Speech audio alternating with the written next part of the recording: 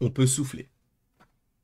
On peut souffler, étant donné que on a gagné à l'extérieur, sans se prendre de but, et on doit ça à un énorme Donnarumma, qui pour moi, sans nul doute, est l'homme du match.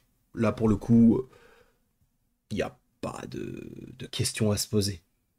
Alors, ce qui est fort dans ce match-là, et on reviendra par rapport à Donnarumma, c'est qu'on a gagné à l'extérieur. On a gagné à l'Emirates. Et ça, en vrai de vrai, c'est très fort. Parce qu'en fait, le truc, c'est que on a déjà un but d'avance, et le prochain match, c'est chez nous. Donc là, déjà, on part avec un bon point. Et j'ai passé un bon moment devant ce match. Je trouve que les deux équipes étaient... bon, il y a quand même eu une... alors, je ne dirais pas une nette domination de la part d'Arsenal, mais disons que chacun a eu sa mi-temps, même si, bon, c'est-à-dire que c'était plus sur du 65-35 ou 70-30 pour Arsenal en termes de dangerosité. On a eu des occasions, on a eu la possibilité de faire plus, mais moi ce que je retiens c'est le 1-0. On a eu des changements qui, surtout un, n'a pas fait du bien selon moi, Barcola. Je ne le reconnais pas depuis quelques matchs. Bon là après, ce n'est qu'une rentrée, donc ce n'est pas très très grave en soi, mais tout de même.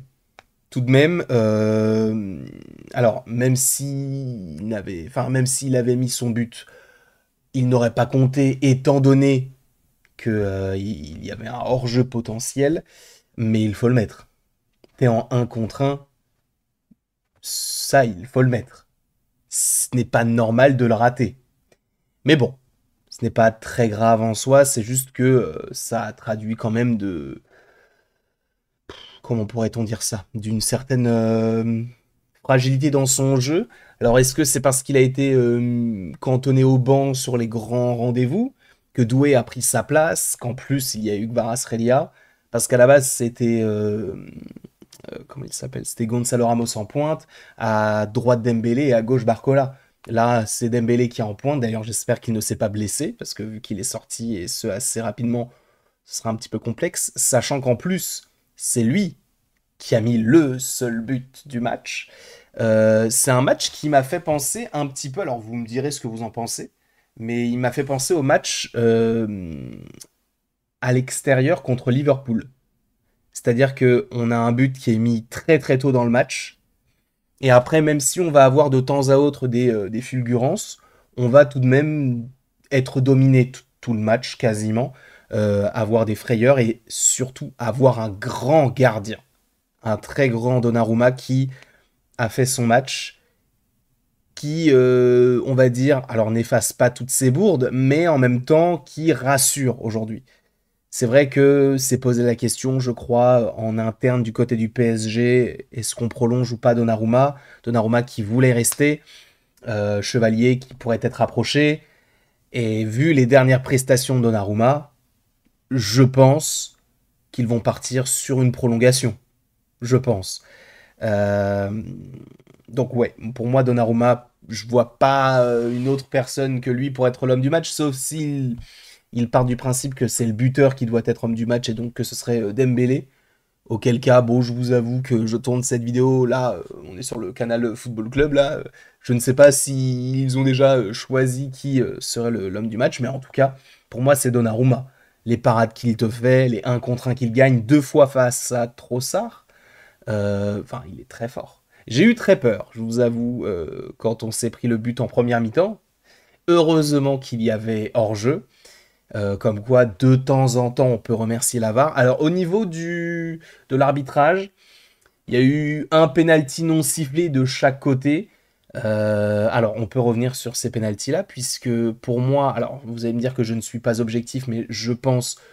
Ah, quoique, en vrai, j'y repense, mais je pense pas qu'il y ait. Enfin, en tant que supporter, pour moi, il y a penalty sur Kvaratskhelia. Mais en même temps, si je me fais l'avocat du diable et si je prends un peu de recul, je peux comprendre pourquoi il n'a pas sifflé. De l'autre côté, il y a clairement pas faute. Enfin, J'entends qu'à un moment donné, on touche la jambe du joueur, mais c'est le joueur, enfin c'est l'attaquant, c'est Merino qui vient pour tirer et c'est Neves qui se met devant. Donc ce n'est pas Neves qui fait la faute, sachant qu'en plus de ça, il prend la balle. Donc, pour moi, il y a là, s'il y avait eu penalty, ça aurait été le scandale du siècle. Peut-être pas. On en a connu des plus grands scandales. On se souvient de la remontada, par exemple. Mais pour moi, c'était un très beau match à suivre, qui a été un peu long sur la deuxième mi-temps.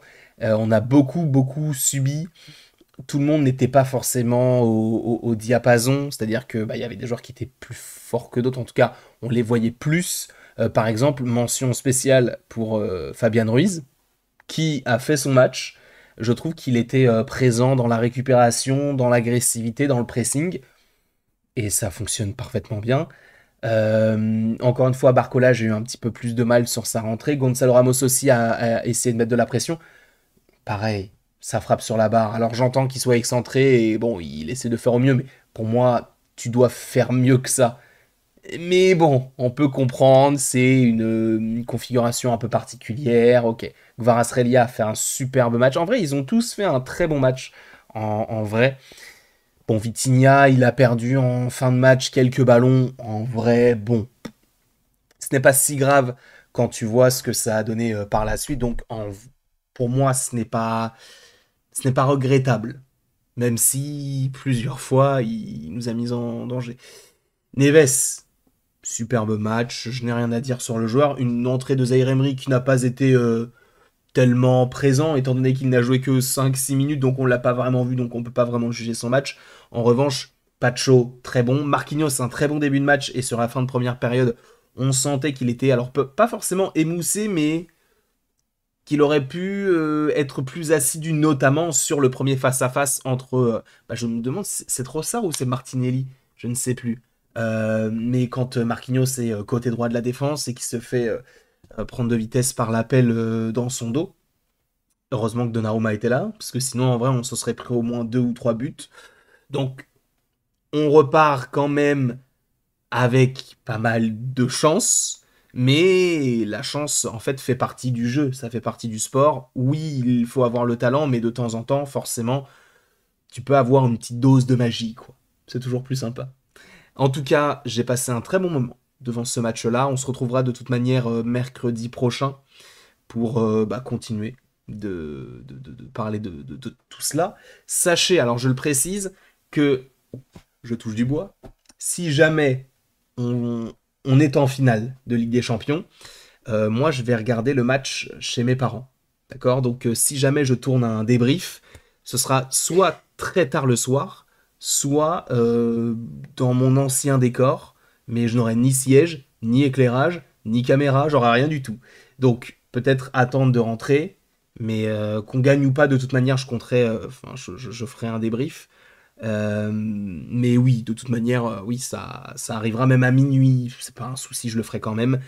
Donc, voilà. Je vous remercie beaucoup. Encore une fois, rien n'est fait. Il faut encore qu'on puisse au moins assurer un nul. Ce qu'il faudrait, ce serait de gagner le match d'après. Comme ça, au moins, on est sûr. Mais à la semaine prochaine, du coup.